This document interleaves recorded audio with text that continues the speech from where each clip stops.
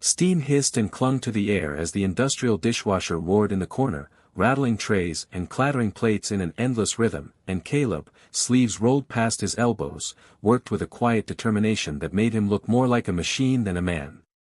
His hands were red, raw, and cracked from hours in hot water, yet he kept moving with the same steady pace he had when the day began. It was past closing time, and the last customers had already gone, but the kitchen was still alive with the scrape of cutlery and the smell of dish soap. Sitting quietly at a corner table in the dining area, Daniel Price observed the scene. No one in the restaurant knew the truth about him. He was the CEO of the very chain they worked for, but tonight, he wore faded jeans, a second-hand t-shirt, and the role of a low-level helper, part of his latest undercover visit to investigate whispers of mistreated employees.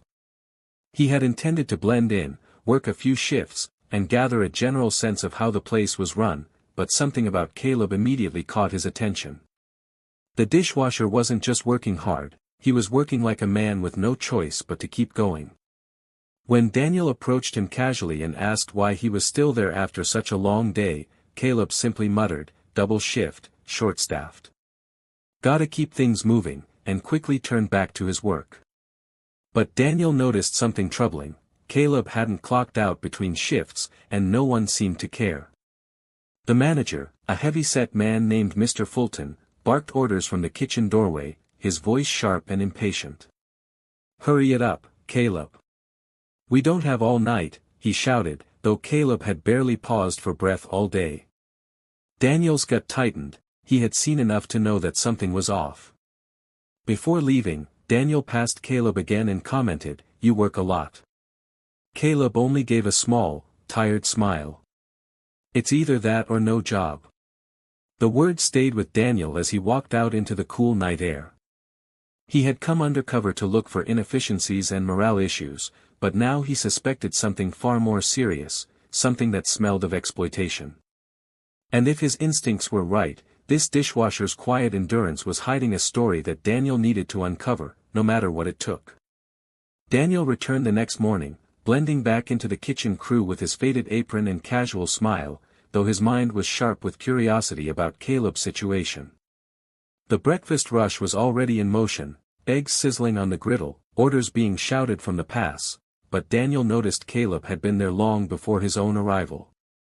The young man's hair was damp, his shirt clinging to his back, evidence of hours of work already behind him.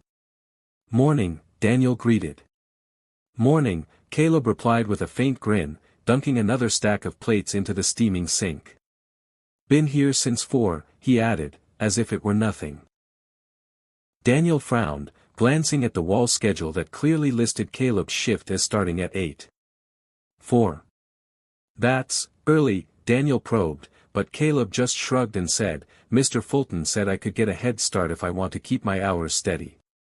Daniel had worked in enough kitchens to recognize the manipulation behind those words. Get a head start was code for unpaid labor. As the day wore on, Daniel kept his questions subtle, learning that Caleb almost never took time off, often filled in when others bailed, and lived with someone who depended on him completely. During lunch break, Daniel saw Caleb step outside and speak into a worn-out flip phone, his voice gentle but urgent. "Yeah, I'll pick up the medicine tonight.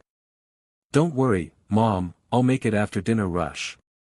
When he came back in, his face was composed, but Daniel had caught the truth. Caleb wasn't just overworked, he was carrying someone else's survival on his shoulders. Later that afternoon, Daniel overheard the assistant manager whispering to Mr. Fulton near the stockroom, "We should get more hours out of Caleb, he'll never complain." Fulton smirked and replied, "Of course. He needs the job too much. We've got him right where we want him." The casual cruelty in their voices made Daniel's jaw clench. He had suspected unfair treatment, but this was outright exploitation. Still, he kept his head down, pretending to scrub counters, while his mind raced. He would need proof before confronting anyone, and proof was exactly what he intended to gather. One thing was certain, this wasn't just a case of an overworked employee. This was a deliberate system designed to squeeze every drop of labor out of a man who was too loyal, or too desperate, to fight back. By the third day, Daniel had learned to move in sync with the chaos of the kitchen, scrubbing pans beside Caleb, lifting crates of dishes, and quietly watching every interaction. The dinner rush was brutal, orders piled up, the fryer sizzled non-stop, and servers darted in and out, demanding clean plates faster than they could be washed. Caleb worked like a man possessed, his arms moving in a blur, yet Mr. Fulton still found fault. "What's taking so long, Caleb?" he barked, stepping into the cramped dish area. "We've got customers waiting." Caleb, breathing hard but keeping his voice level, said, "They're coming, sir." Fulton sneered, "Not fast enough. Maybe I should find someone who can actually keep up." Daniel took a step forward, ready to intervene, but Caleb shot him a subtle glance that said, "Don't make it worse." Reluctantly, Daniel bit his tongue, though his blood boiled. During a brief lull, Daniel leaned in and asked, "Why do you let him treat you like that? Why not speak up about the hours?" Caleb hesitated, scrubbing a pan with slow, deliberate strokes before answering quietly, "Because if I lose this job, my mom loses her medicine. Last time I asked for overtime pay, he cut my schedule in half. I can't risk it again." Daniel's chest tightened. This wasn't stubborn silence, it was survival. Determined, Daniel excused himself under the pretense of getting more cleaning supplies and slipped into the manager's office while Fulton was distracted. There, he met with the undercover HR contact who had been helping him from a distance.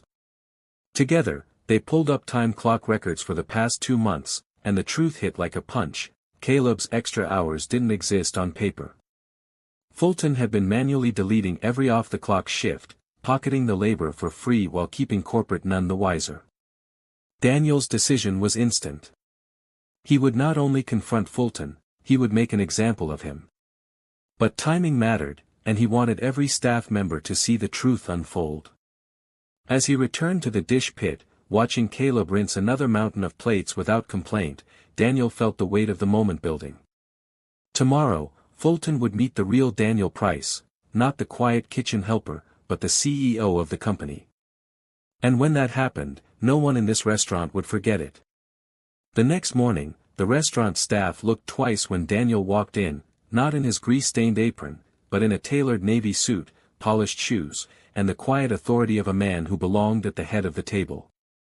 Conversations hushed as he strode through the dining room, his eyes scanning every face until they landed on Mr. Fulton, who smirked at first, then frowned as if sensing something was off. "Staff meeting. Now," Daniel announced, his voice calm but carrying a weight that made everyone obey without question. The employees gathered in a loose circle, Caleb still wearing his dish gloves, confusion written across his face. Fulton crossed his arms, trying to reclaim control. "Let's make this quick. We've got work to do," he said dismissively. Daniel turned to him, a faint smile playing at his lips. "It will be quick. My name is Daniel Price. I'm the CEO of this company." The words hit the room like a dropped plate, gasps, murmurs, and the sudden paling of Fulton's face. Daniel's tone hardened. "I've spent the past week working here undercover. I've seen incredible dedication from employees who keep this place running, most of all, Caleb. But I've also seen the deliberate theft of his time and labor. Fulton, I have records, witnesses, and now a first-hand account of your actions." Fulton stammered, "This is all a misunderstanding," but Daniel cut him off sharply. "No. This is exploitation. And it ends today. You're fired. Effective immediately." 2 security personnel, called in by Daniel beforehand, stepped forward, guiding the stunned manager toward the door. Then Daniel turned to Caleb, his voice softening. "You've carried this place on your back for far too long without the respect or pay you deserve. Starting now, you'll receive full back pay for every unpaid hour, a salary increase, and a promotion to kitchen manager, if you want it. Full benefits, paid leave, the works." Caleb's mouth opened but no words came out, only a stunned nod as his coworkers broke into quiet applause. For the first time in years, his shoulders seemed to lift, the exhaustion replaced by something new, relief. Daniel scanned the room, meeting each gaze. Let this be a reminder, no one in my company works for free. Not on my watch. And as the meeting broke, the kitchen felt different, warmer. Caleb returned to his station not because he had to, but because, for the first time, he knew he was valued.